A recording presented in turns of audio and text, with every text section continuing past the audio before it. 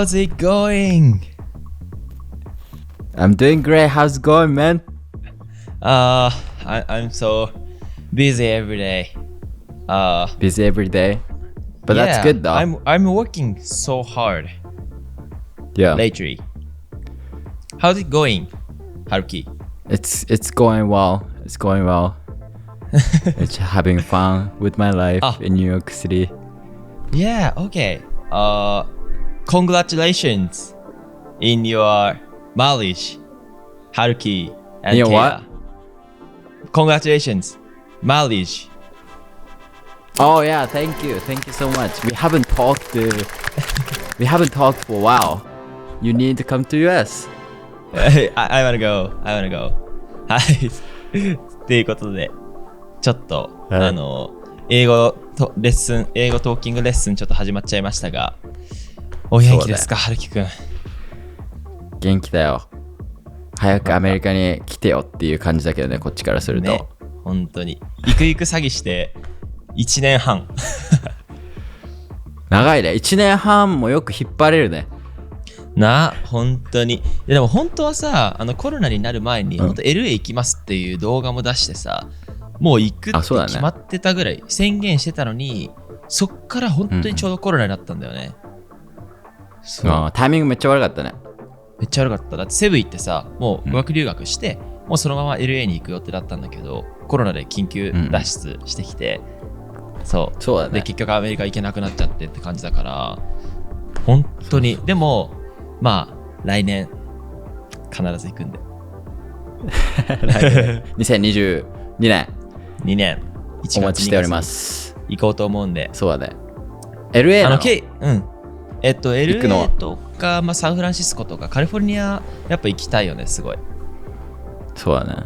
そう。なので、ちょっと行くときはもちろん連絡させていただくんで。はい。OK。ケイラとかは元気？ケイラ。元気。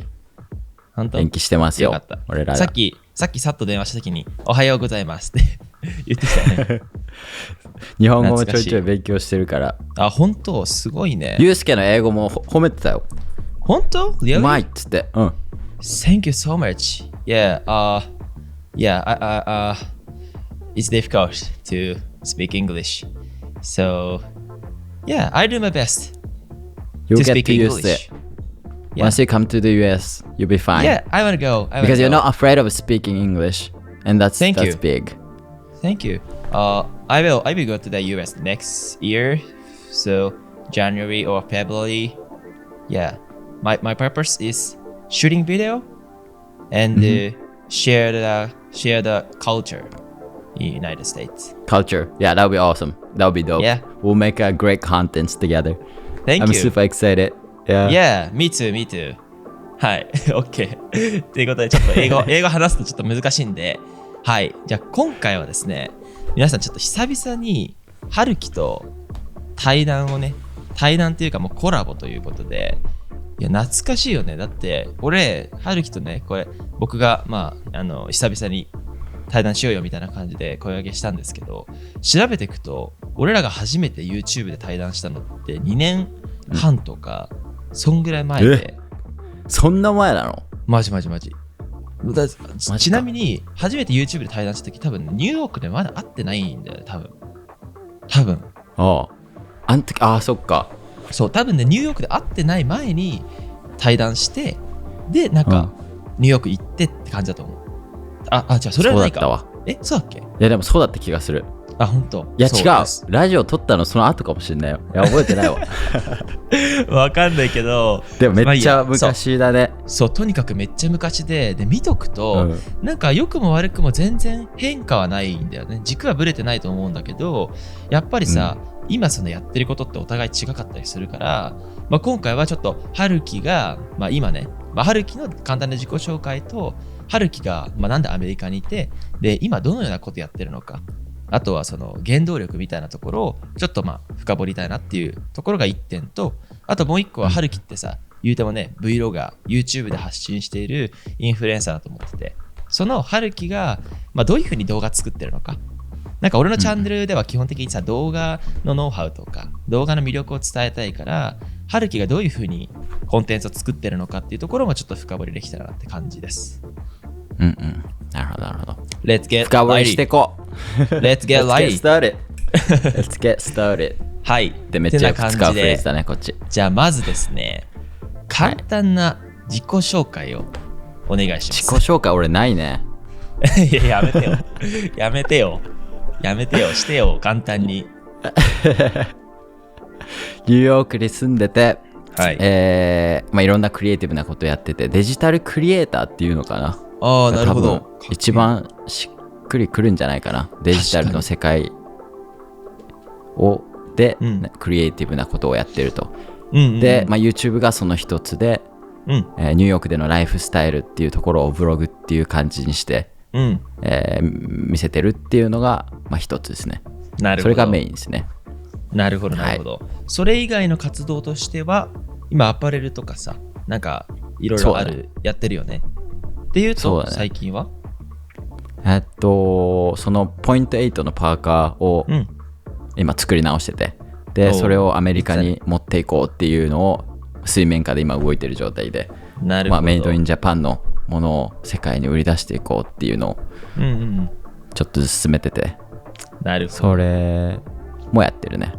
さすがですね。じゃあ基本的にはもう本当にデジタル、コンテンツクリエイターというか、SNS とかでコンテンツを作って、であとはそういうなんか、日本の魅力を世界に伝えるための、そういうブランドの立ち上げとかもやってるわけだ。そういうことだね。なるほど。ありがとう、まとめてくれて。それが俺の自己紹介です、これからの。一応今回あれなんで、インタビュアーなんで、質問、春樹の引き出しをどんどんするんで、ちょっと、頑張っていこうと思うんですけど、まずあれだよね、俺らの馴れ初めってどんな感じだったっけ？インスタグラムのライブとかじゃなかった？つながったのって。インスタだと思う。だから、つながる場所はケイラと一緒よ。俺もケイラとつながったのインスタの DM だから。あ、マジで？そうなんだ。最初。そう、だからユースケともインスタの、すごいと思う、本当に。インスタのライブかなんかで、俺がコメントしたか、そっちがコメントしてくれたか、みたいな感じで。多分俺がコメントしたなと思う。俺がコメントしたよ。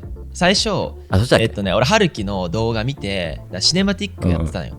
シネマティックやってて、同じコンテンツの種類だと思って、早速もう DM して、ちょっとやり取りし、俺がライブ配信の時にたまたま春樹が遊びに来て、ニューヨーク行こうよみたいな。で言ったら、なんか2週間後とかにはもうニューヨークにいるみたいな。そういうちょっとフットワークの軽さがあって、そう、夏いよね。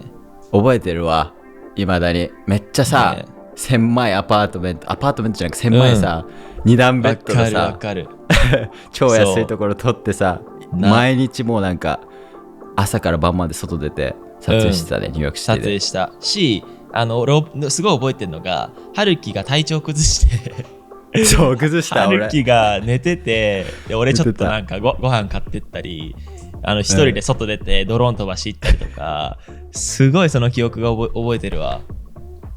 懐かしいね。俺体調すごい壊しやすいよね、昔から。あ、そうなんだ。そう、なるほど。それがもう出たよね、あの時から。でもなんか本当にもうね、マジエキサイティングなもう体験だったわ。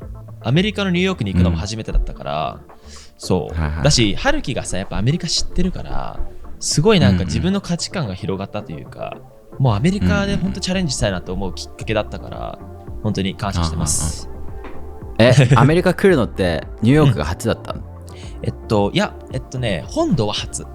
おそらく。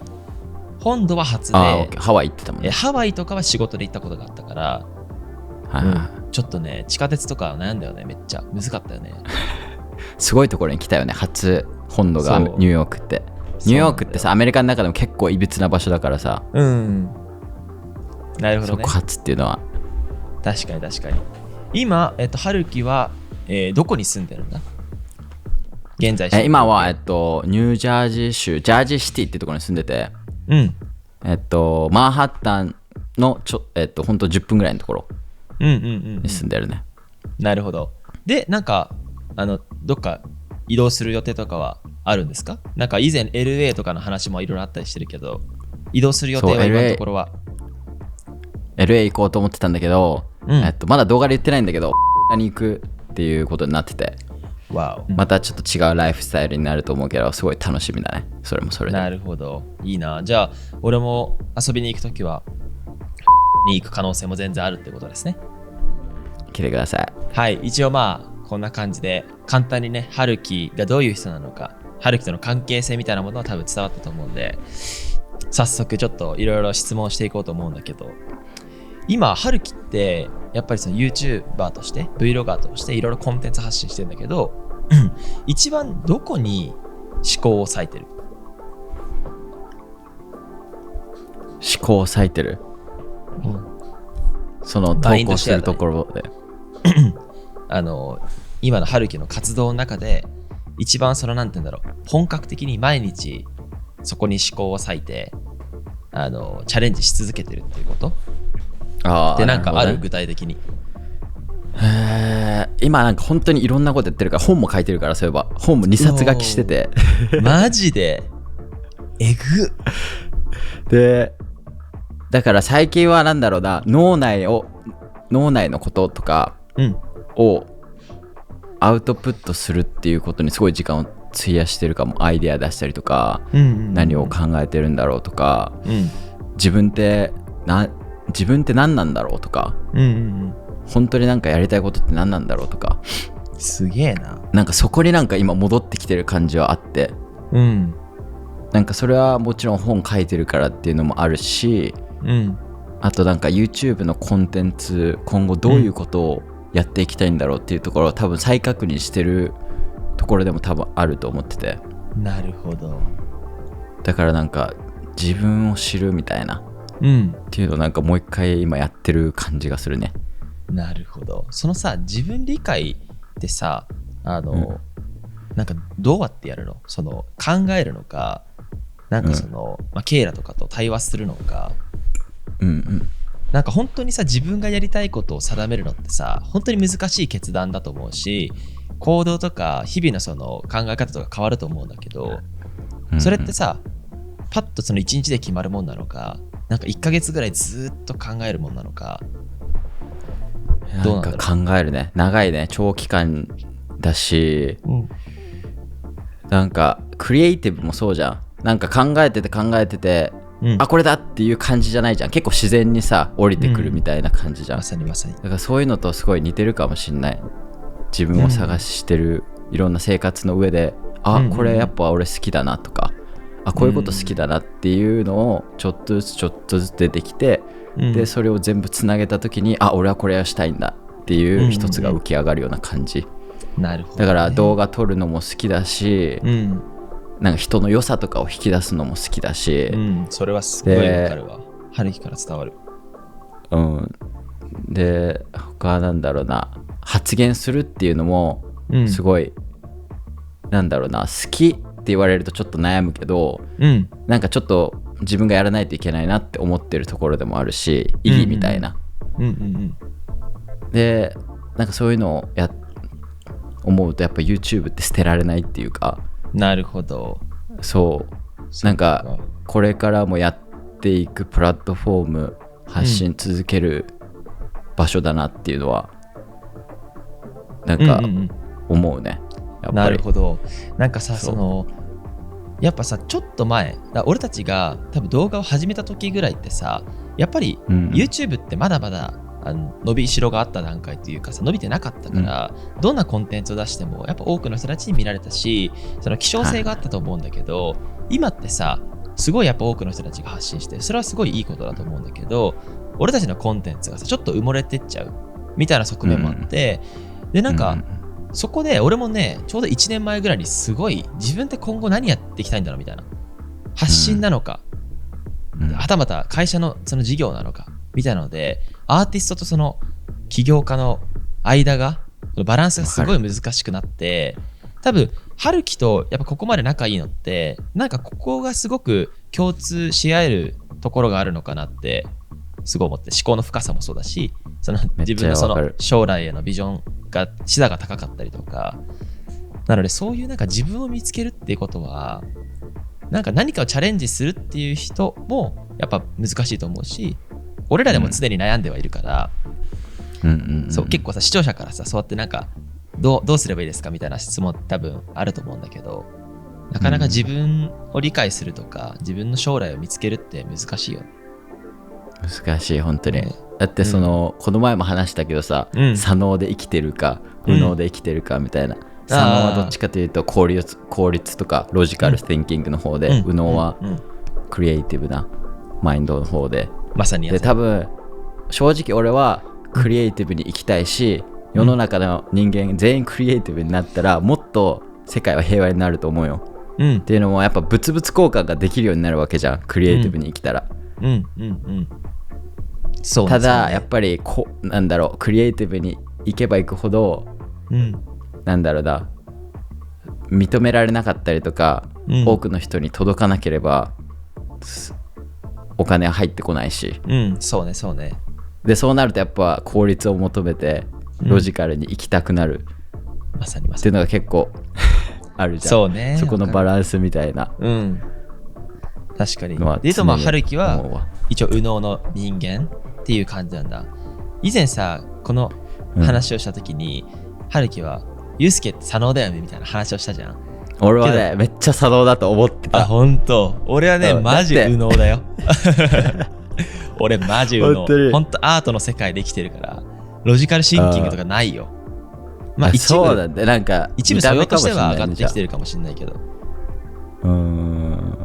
でもなんかその起業っていうポジションにいるから、そういうイメージは強かったね。そうね、確かにバリバリアートよりかって言われたらそうじゃないかもだけど、そう、気持ちはアートだね。なるほど、だから同じだと思う。そうね。まあなんか今ねそういうなんか春樹のそのマインドシェアの話をちょっとしたんだけど、そもそもさ、やっぱ俺は今日本で活動してて、春樹ってアメリカにいるじゃん。アメリカに春樹がいる理由、なぜアメリカにこだわっているのかだったり、そういう話をちょっと聞きたいなと思うんだけど。アメリカの方が楽しいね。全然楽しくて、多分根本なとこを話すと、アメリカの方が自己表現できる場所っていうか、それが許される環境っていうのはあって、超羨ましい。生きてでやっぱり右脳で生きたいって思ってる人ほどそういう環境の方が合ってて、でそうだね、人間全員こう自己表現ができるようになった時にすごい自分を知ることができて、で何をやりたいかとかっていうのを見つけられると思ってて、だからそれが一番できる環境がこっちかなっていうのはある。なるほどね。いや本当羨ましい。なんかそう俺もなんかなんていうの、海外、アメリカに問わず海外行く時ってなんかちょっとね表現、自己表現、自己主張が解放される感覚があるんよ。確かに日本にいるとちょっと髪明るかった時に浮くとか、なんか周りの目を気にしちゃうっていうのがすごく、自然とあるんだけど、アメリカ行くと海外行くとそれがなくなるから、春樹がそういうなんか自由な表現がやっぱできてるのって、Vlog とか見るけどさ、いろんな人に話しかけたりするじゃん。そういうなんかオープンなマインドがやっぱ日本とアメリカのカルチャーの違いで、そういうのは合う合わないあるかもだけど、俺は生きてユうスケはこっちに来るべき人間だと思ってるから常にもうラブコールはこっちから送ってるけど、なかなか来ねえからなかなかこいつ来ねえから、こっちに主張者こっちだから、こっちもう俺らの世界入ってるけど、こいつ来ねえんだよ本当に、ずっと来いって言ってんのに。本当にマジでくるくる詐欺。そうでもなんかコロナでさ、なんか日本一周したじゃん。だからこういう時に日本のカルチャーをしっかり知って自分のルーツを理解した上で海外行こうっていうマインドに変わったんだよね。だからさ、ね、今ちょうどさちょっと解放されてきてるじゃん、その規制というかさ、なのでもうそろそろ行くタイミングだなってことで、もう来年には必ず行く。そう日本をもっと世界に広げるんだよ。で多分そういうことをやるのは俺らなんだろうなっていうのは思う。かっこいい。そうだから来て、俺一人じゃちょっとね、疲れるし大変だよ。チームが必要だよ。じゃあさ、今聞きたいんだけどさ、春樹がさ、アメリカにいて逆にいい側面多いと思うんだけど、なんか疲れるなっていう、そう思う側面ってどこにある？疲れるなっていう側面ね。日本に帰りたいなとか思うの？日本に帰りたい。もうでも食事だけだね、正直。食事。そう、やっぱ日本は一番うまいと思うし、まあもちろんね、日本で生まれて育ってるからっていうのもあるけど、コスパもいいしね。やっぱりなんか食べたものが自分になるじゃん。だから素晴らしいな、その考え方。そういう意味ではやっぱ新鮮なものを常に提供できてるのは日本だと思うから、そういう意味ではなんか食事は日本だね、絶対。なるほど。いやでも、あとはなんか春樹がさ、住んでてそう感じるってことはすごいニーズあるよね。春樹、日本食レストランとかやったらなんか俺動画とかで食事に興味ないって言ってるんだけど、実はすごいあって、だけどアメリカに長く住むことによってもう諦めちゃうんだよね、美味しいご飯を探すことを。で探したとしてもすっごい高いし、2人で食って100ドルぐらいするし、外だと。まあそうなるとまあ自分で作るとかなるんだけど、ただその日本のレストランも、アメリカの人って旨味を感じ取る成分が少ないんよ。マジ？バイオロジー的に。おもろ。だから旨味っていうのが分かんないんだよね。で結局なんか日本のさ料理とかもそういうディテールな部分、細かいところがうまいわけじゃん。細かい表現みたいなのが、だからそういうところが気づかれてないよね。でこれってなんか食事だけに限らず、いろんなプロダクトとかサービスとかもそうなんよね。俺らってすっごい細かいところとかの表現がうまいじゃん。だけどそれが気づかれてないから、そこに価値が生まれてない。なるほど。だから俺らみたいに見せるのがうまい人たちが、こういうところ日本は優れてるよっていうのを海外にどんどん見せていければ、ちょっとずつ広がっていくと思ってる。すげえいいな。じゃあもう本当に日本のそういうなんか本質的な魅力を伝えきれてないけど世界に伝えていくっていうことを、まあ、春樹は今後なんか やっていきたいっていう感じなの？そうだね。それがまあとりあえずパーカーだったり、クロージングっていうところから始めようっていう感じだね。まあそれで言うと君もねやってると思うけどそうだね。そう実は春樹にまあ相談ベースなんだけどね、今来年1月にそのカメラブランド、まあ最初アクセサリーからやるんだけど、なんかそういうチャレンジをするって時にやっぱ日本から生まれるものだし、でやっぱり世界に最初からもう出していきたいというところで、春樹に今ね相談中っていう段階なんで、まあ、そこはちょっと交互期待ということではい、ちょっとねやっちゃいます。じゃあちょっとね時間もこれでいくともう本当に多分2時間ぐらいの動画になりそうで、ちょっと不安なので、じゃあねちょっと一番ね聞きたいこと、前回2年前に今後の YouTube についてっていう話をしたんだよね。で今2年後でやっぱ YouTube、 俺たちがやってる YouTube とか、まあ、ないしは SNS がだいぶ変わってきてると思ってて、春樹にとってその今後、まあ、YouTube ないしは SNS ってどうしていくの？その YouTube のプラットフォーム自体がこの5年ぐらいでどうなるかみたいな。5年後ぐらい。そうだね。まあそれもそうだし、それに春樹はどうしていくか。ああ、なるほどね。俺は多分変わらずライフスタイルを発信し続けていくと思うし、さすがでそこにやっぱりなんだろうな、ちょっとコントロバーションなトピックであろうが、突っ込んで話していくっていうことも大事だろうと思うし、それがまあ日本の社会にとっていい情報になるかどうかっていうのはまあ分かんないけど、そういうことを多分これからも続けていくんだろうなっていう、まあなんか自分のプラットフォームとして多分ずっと使っていくんだろうなっていう、本当にやりたいことをやりたい、発言したい内容とかを常にアップロードしていくっていう感じだね。なるほど。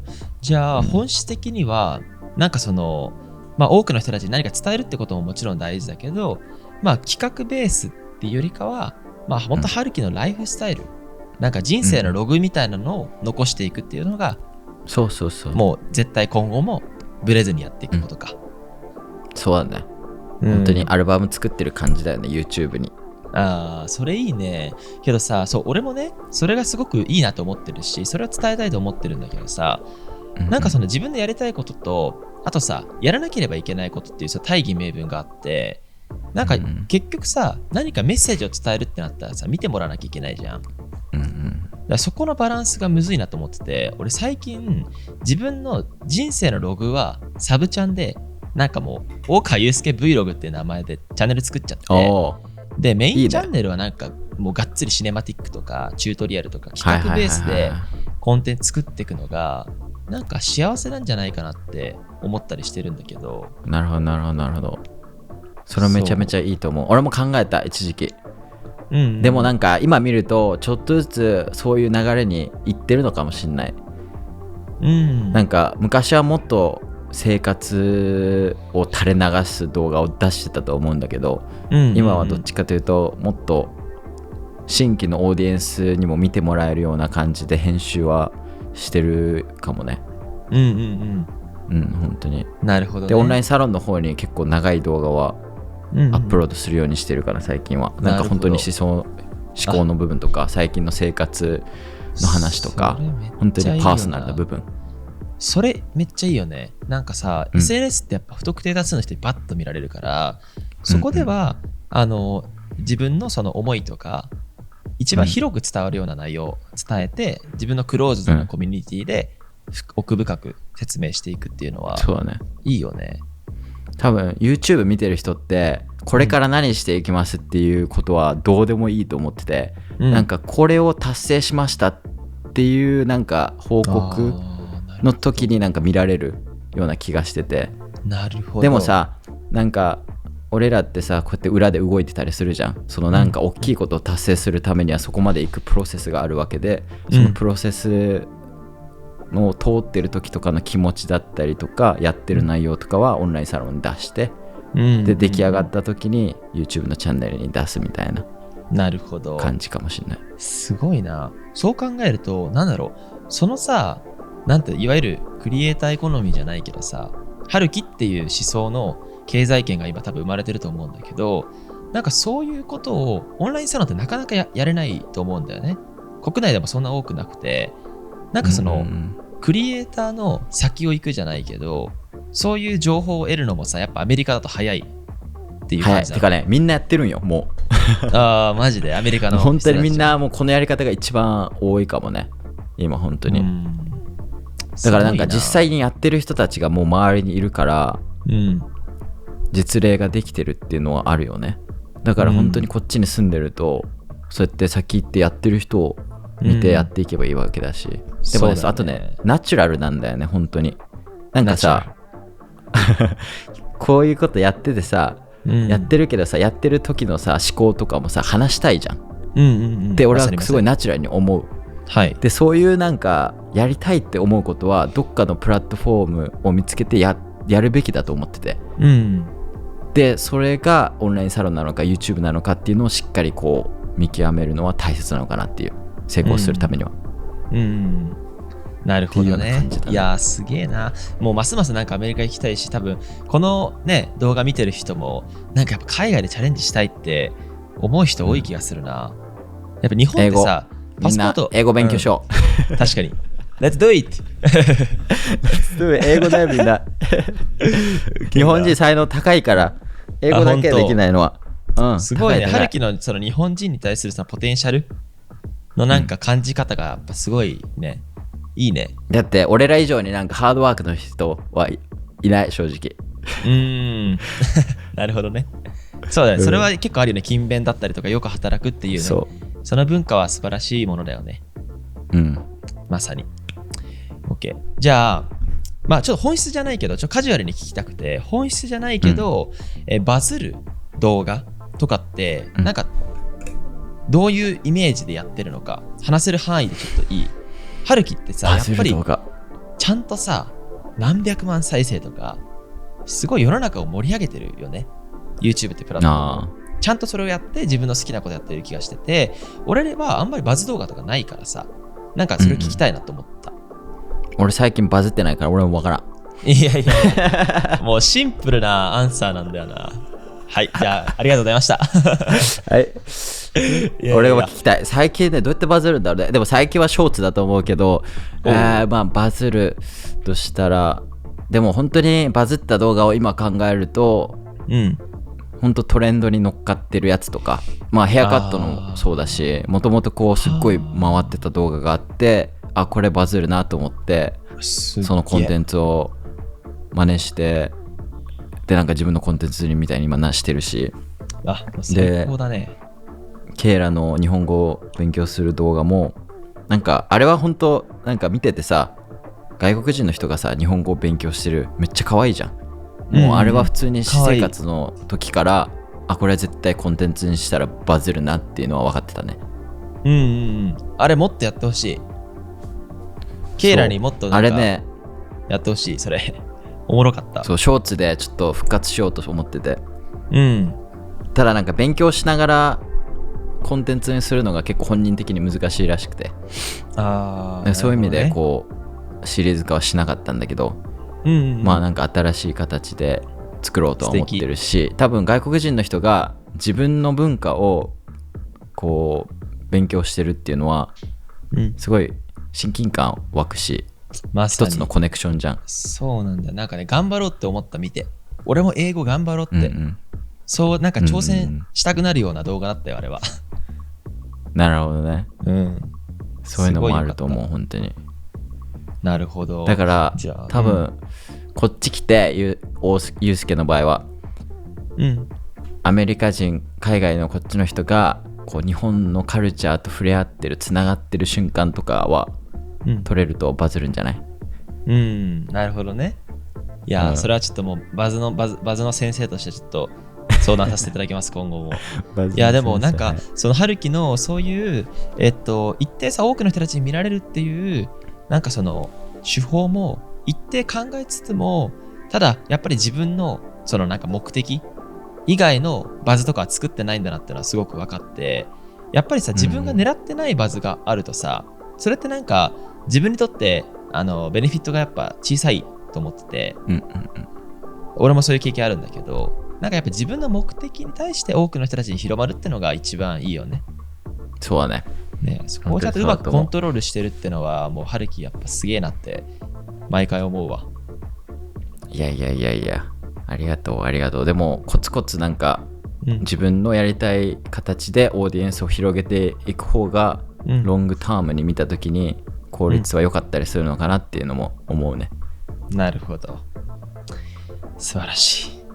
これね、この動画見てる人もう刺激すごい受けてるんじゃないかなと思ってるので、ちょっともうめっちゃ3、40分経っちゃったんで、ちょっとカメラの話もこの後したいなと思うから、オッケー。そろそろ締めようかなと思うんですが、ブログ撮ろうみんな。ブログ最後だけ春樹の、今話したと思うけど、春樹の夢って何なの？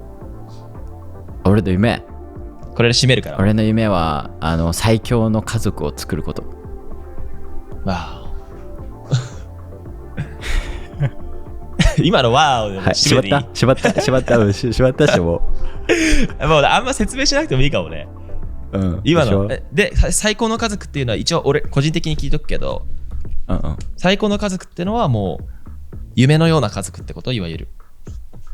いやなんか最高じゃなくて最強で、最強のチームでいいんだけど、家族なんか会社とかもさ家族みたいなもんじゃん。だからそういう意味で会社を建てたとしてもそれは家族だし、で家族っていうなんかさ、俺らのそのケイラとかこれから赤ちゃんが生まれてくるっていうのも家族だし、でユースケ大川も家族だしね。ハグビジュアルハグバーチャルハグ、メタバースで会おうじゃ。そうやな、メタバースで最先端なんだよなちゃんと。すごいな。そういやめっちゃいい。そういう意味での家族、最強の家族を作るって感じだね。めっちゃいい夢。もうこれは僕ももっと夢を掲げていかなきゃいけないなと思ったので、ちょっとすごい僕も刺激になりました。ありがとう。よかった。いや来てや早く。俺メタバースで会うの嫌だよ。分かった。直接なリアルコミュニケーションで会いましょう。ということで、じゃあ次はねちょっとカメラの話をちょっとね簡潔にしたいなと思うので、一旦これにて終了。ありがとうございました。バイバイ。ユースケ。Alright, I'll take it.